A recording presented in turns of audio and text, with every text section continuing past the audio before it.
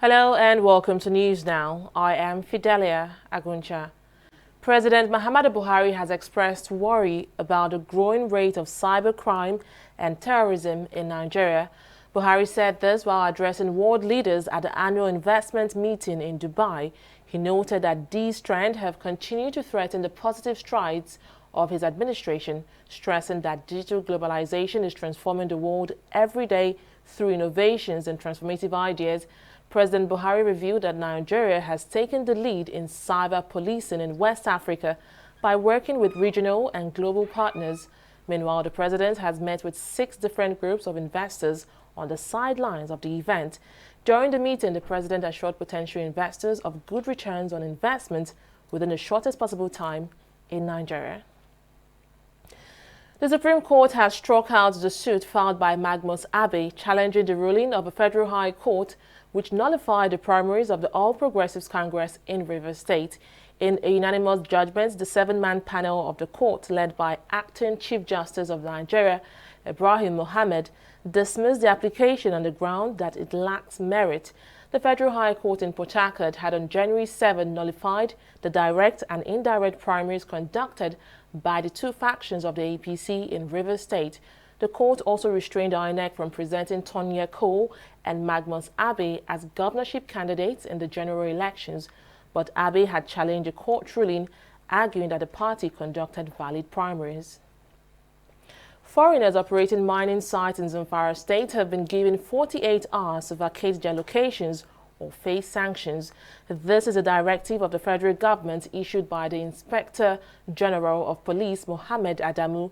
Adamu, while addressing State House correspondents in Abuja, said the order is part of efforts to end armed banditry in Zamfara State and its environment. Our commitment at protecting the sanctity of life and property is irrevocable, and we will not scale down the pressure on the armed bandits until they are totally flushed out. Meanwhile, in the face of intelligence report that has clearly established a strong and glaring nexus between the activities of the armed bandits and illicit miners, with both mutually reinforcing each other, the federal government of Nigeria has decided as follows.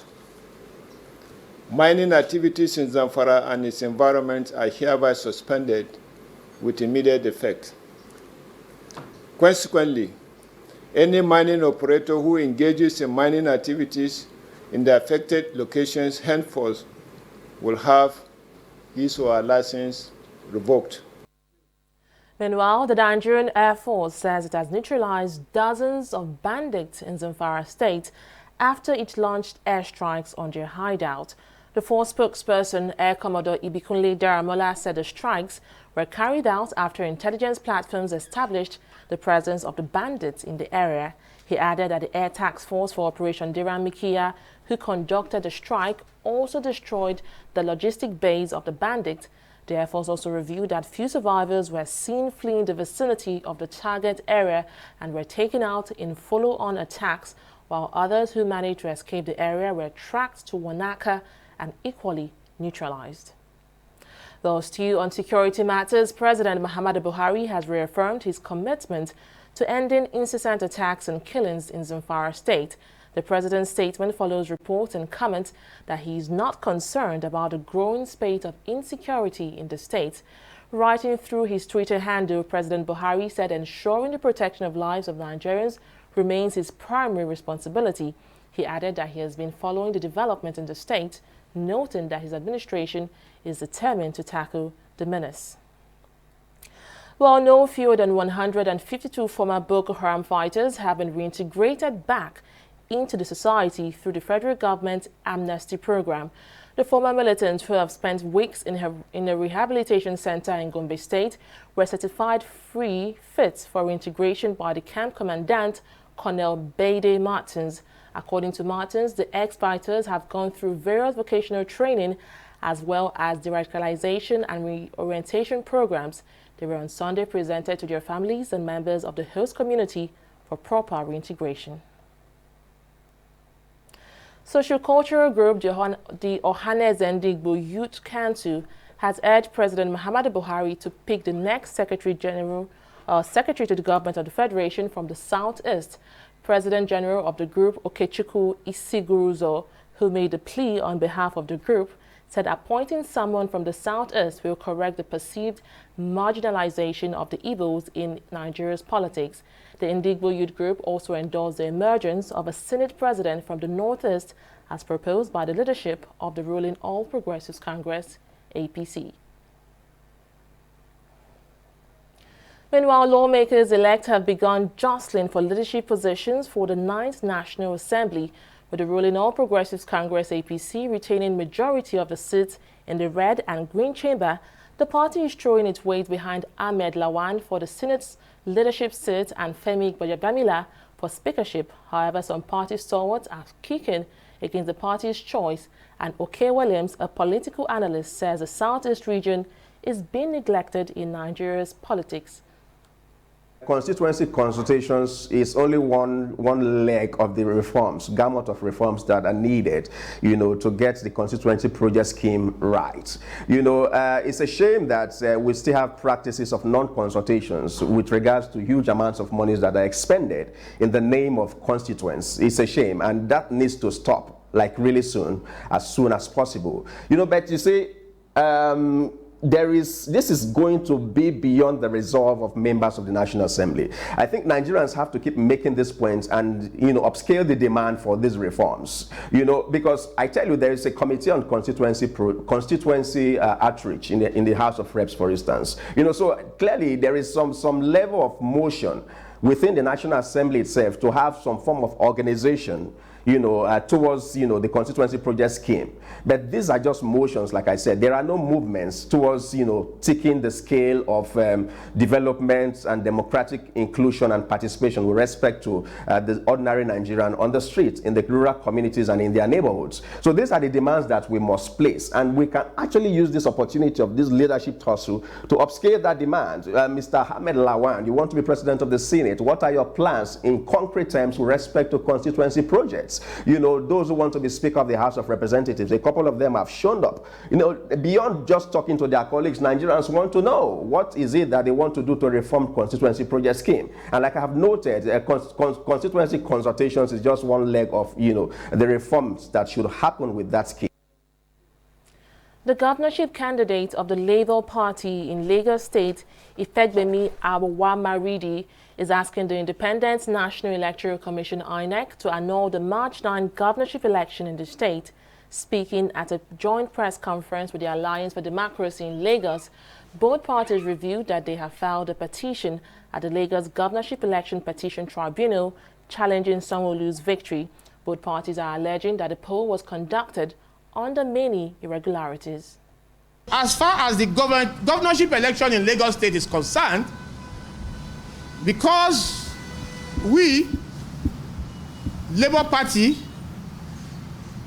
and I, the gubernatorial candidate of Labour Party, Prince Professor Ifegbemi Awamaridi, has approached the tribunal that the election should be invalidated. The electoral process of the governorship election in Lagos State is still on. So I'm correcting a lot of journalists that have said the gubernatorial election in Lagos has been concluded. So as far as we are concerned now, the gubernatorial election in Lagos is still subsisting. The Labour Party and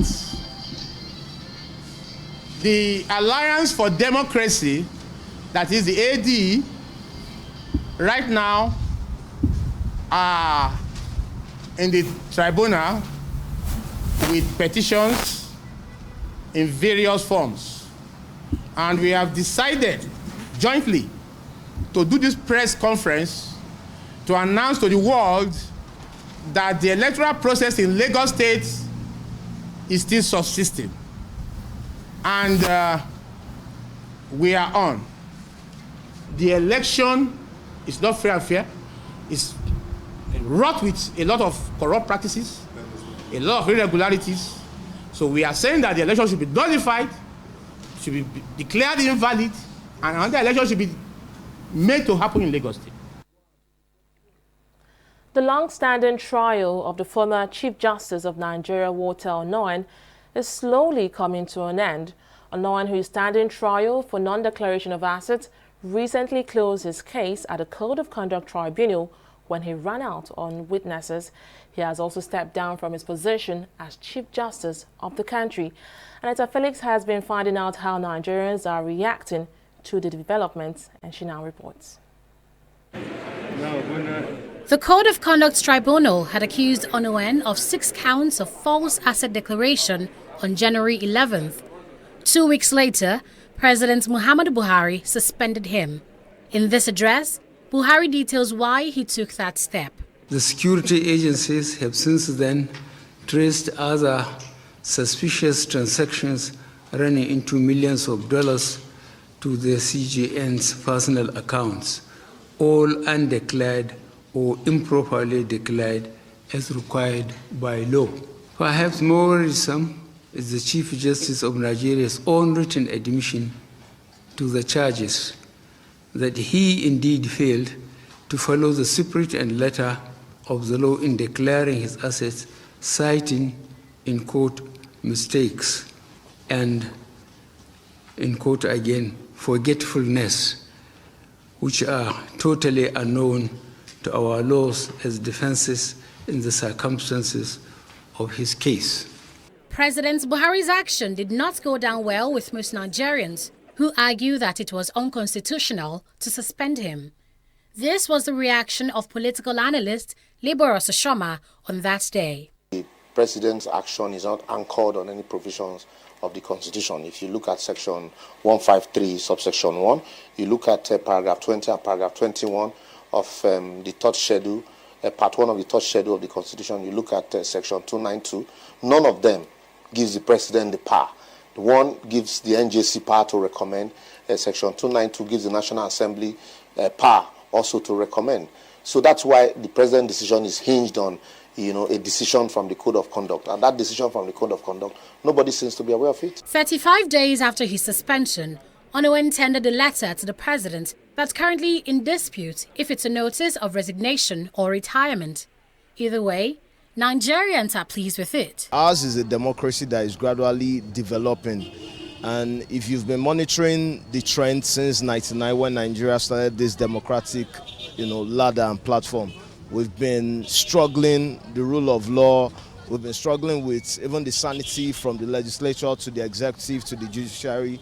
You also have the fourth estate of the realm, which has been helping, majority of Nigeria, including the masses, to actually be in tune with what has been happening. But with the recent situation, as Walter Onogen's case, it's a very peculiar situation and is a test of the judiciary.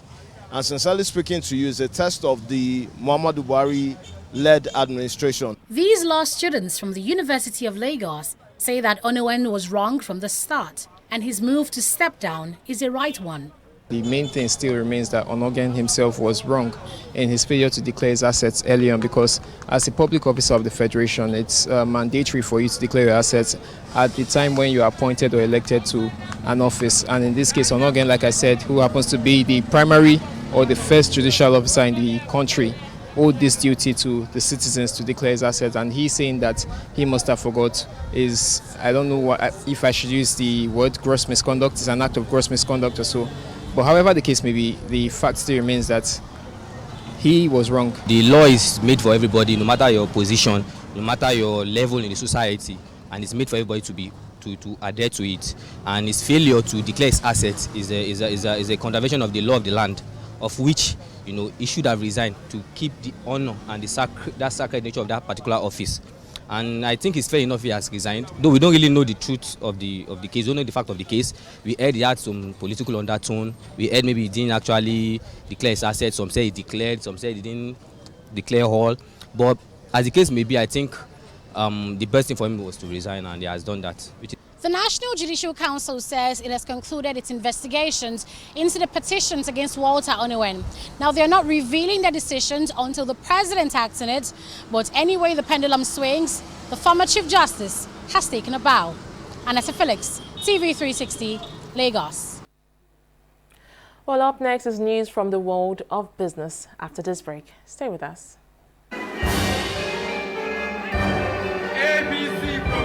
House the crash launch was an interest to the lives of concerted the government non simplified.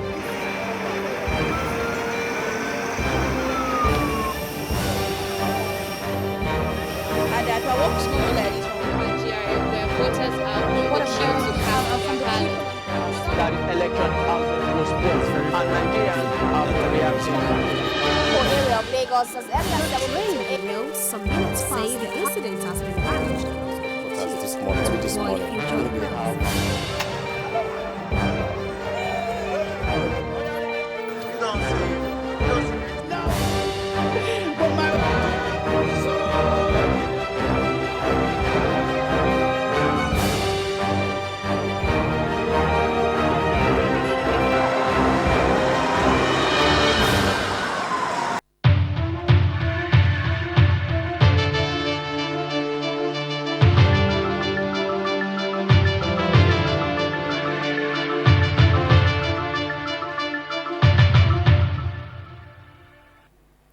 Welcome back. Well, let's now join Oyin Adekunle for the latest in business. Hello, Oyin. Hi, Fidelia. So tell me, what is making headline? Because I hear experts are reacting to the latest report from IMF saying that Nigeria should stop fuel subsidy. What exactly are they saying? Yes, the removal of fuel subsidies is arguably one of the most controversial issues in Nigeria. The recent advice from the International Monetary Fund, IMF, to the Nigerian government on the removal of fuel subsidy to reduce its cost has again generated some bit of controversy, with experts reacting accordingly. Adeshewa Odushoga has more. January 4th, 2012 is one day many Nigerians will not forget in a hurry. Instead of fireworks, the news of the removal of fuel subsidy dropped on many households like a bombshell. In response, thousands of Nigerians staged a nationwide protest to kick against the order given by the then Goodluck Jonathan-led administration. 7 years later, the International Monetary Fund is now advising the President Buhari's administration to remove fuel subsidy to combat poverty in the most populated black nation. Experts have, however, reacted differently to this effect. In the context of Nigeria, we should see it as an economic cushioning concept. And the fact that subsidy has been mismanaged or abused in Nigeria, does not discount it or discountenance it from being a universally economic cushioning concept. And in the context of Nigeria, and based on our peculiarities and uniqueness in terms of economic indices, we need subsidy. I think the removal of fuel subsidy has been long overdue. For several years, way back 10, 15, 20 years, it was obvious that we needed to remove the subsidy. And the failure to remove the subsidy is the primary reason why we haven't seen a lot of refineries being built in Nigeria. Even the multinationals, the international oil companies, have always said they want to build refineries in Nigeria if they are sure they can sell the products at an effective economic price, which covers the cost of producing all those refined products.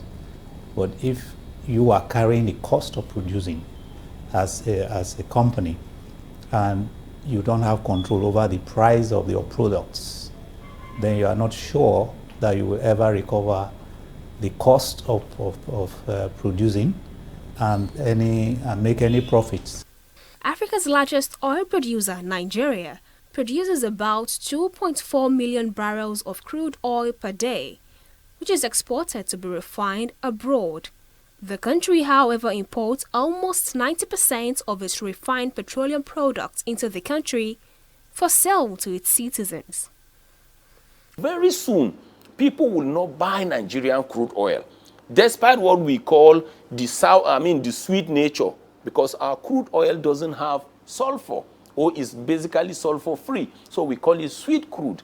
And it is very light, having what we call high API gravity. API simply means American Petroleum Institute gravity. So it's very light, but people will not buy. And that will force us to shamelessly start having refineries internally. And that will be in our positive interest. If we were producing a very large quantity of petroleum products beyond our needs, we will be the cheapest supplier to all the countries from Senegal to South Africa, instead of going to Europe to import petroleum products. And so that market is there, which was for us for the taking, because we have the products in the ground, crude oil is in the ground. We have now about 40 years generation of Nigerians who have been trained in petroleum products refining. The goal of many private owners is to make profit, especially investing in profit-oriented businesses like refineries. But only few are investing in this business. Even if private individuals or private Nigerians want to come in and see how they can form a consortium and construct refineries or establish refineries, the government of a country is the biggest guarantor. If Nigeria gives guarantee of credit, any consortium that wants to construct or establish a refinery will be supported. The former Nigerian president Olusegun Obasanjo introduced subsidy plan to keep the price of petrol low after the NNPC unified the price of crude oil in accordance with the global market. In what appears to be an unending controversy between the government, the people, and oil regulators, the current administration has proposed 305 billion naira for fuel subsidy in the 2019 budget. Adeshawa Dushoga, TV360 Nigeria. Oil prices rose to their highest level since November 2018, driven upwards by OPEC's ongoing supply cuts, U.S. sanctions against Iran and Venezuela, fighting in Libya, as well as strong U.S. jobs data. International benchmark Brent futures were at $70.62 per barrel, up 28 cents, while U.S. crude futures were up 30 cents at $63.39 per barrel. To prop up prices, OPEC and non-affiliated allies like Russia have pledged to withhold around 1.2 million barrels per day of supply this year. Stock market review will be right next after this break. Please stay tuned.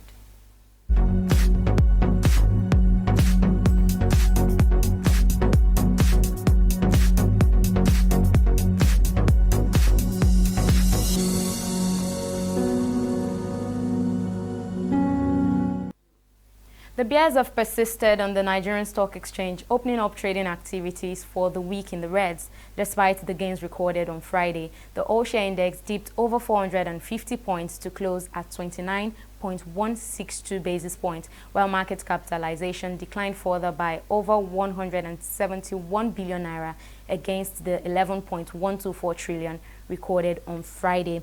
An analysis of equities trading statistics showed that 30 companies posted price depreciation, led by Dangote Cement with 3 naira 50 kobo loss to close at 185.5 kobo naira at the end of trading today. Stanbic IBTC, Guinness Nigeria PLC, and Guarantee Trust Bank are also on the losers chart. Guarantee Trust Bank, not surprising, as investors are losing confidence in the stock given the developing controversies with automobile company, that's Innocent Motors. On the flip side, we see that gaining today, 21 stocks actually recorded gains on the floor of the market, led by Mobil, Eternal, Len Africa of the services sector, and Coverton Offshore PLC, also from the services sector. In all, trading activities improved, with investors trading an additional nearly 50 million shares more than last session's 334.32 million shares, and total shares traded today were worth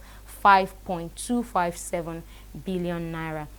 Moving on to the global scene, we see that it was a good day for FTSE. FTSE is doing well and seeing a gain equivalent to 0.07%. US stocks were way down as the shares of Boeing slid 4.1%. The Nikkei share average finished 0.21% as financials and exporters fall on profit taking. And that's all we see on the global stock market and in Nigeria today. Back to you, Fidelia. Well, thank you so much, Oyin. It seems it's been a bad day, or rather a bad month for Dangote Cement, because they have been recording losses since the start of trading in the month of April. That's the second quarter of 2019. That's true. Let's see how they continue for the rest of the week. Indeed, I hope for better days for them. Well, still to come is news from the foreign scene, where at least 2,800 people have fled from fighting near Libya's capital, Tripoli, and now this is according to the United Nations. The humanitarian agency says other civilians are trapped by the clashes and are cut off from vital emergency services. Forces under Khalifa Haftar began an attack on the city last Thursday with aim of wresting it from Libya's UN-backed government. On Monday, there was an airstrike at Tripoli's only functioning airport at Matiga. Now, Libya has been torn by violence, political instability, and power struggles since longtime ruler Muammar Gaddafi was deposed and killed in 2011. Well, to sports now, the Lagos State government has begun renovating the Onikon Stadium in a bid to improve sporting activities in the state. The renovated stadium would serve as a multi-purpose complex, not just for sport, but other recreational activities that will enhance tourism potential of the state. Our correspondent has more. First constructed in 1930 and with a capacity of 5,000, the Onikon Stadium, Lagos, is the oldest in Nigeria. Over the years, the stadium suffered from neglect and degradation, with its last renovation taking place in 1980, 39 years ago. The reason the Lagos State government is transforming the facility and other infrastructures within the locality, not just for sporting activities, but also as a tourism hub.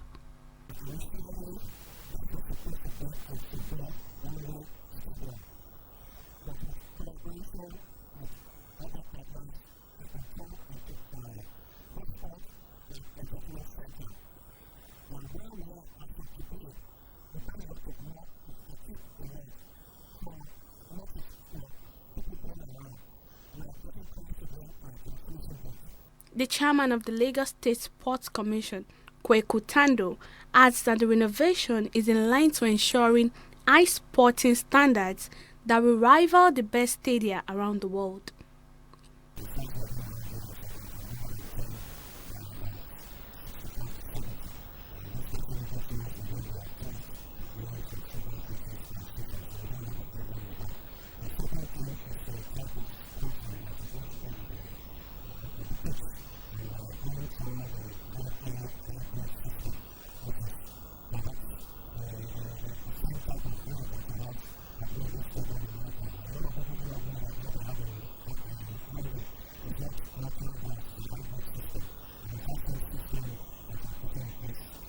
The Onikon Stadium is famous for being the home ground of top Nigerian clubs over the years, and its reconstruction, which will now accommodate 5,100 fans on match days, will have the capacity to accommodate between 8,000 and 9,000 people during concerts and entertainment shows. Abisola Adebayo, TV360 Nigeria. Well, that is on News Now. Thank you so much for joining us. I am Fidelia Aguncha. Bye for now.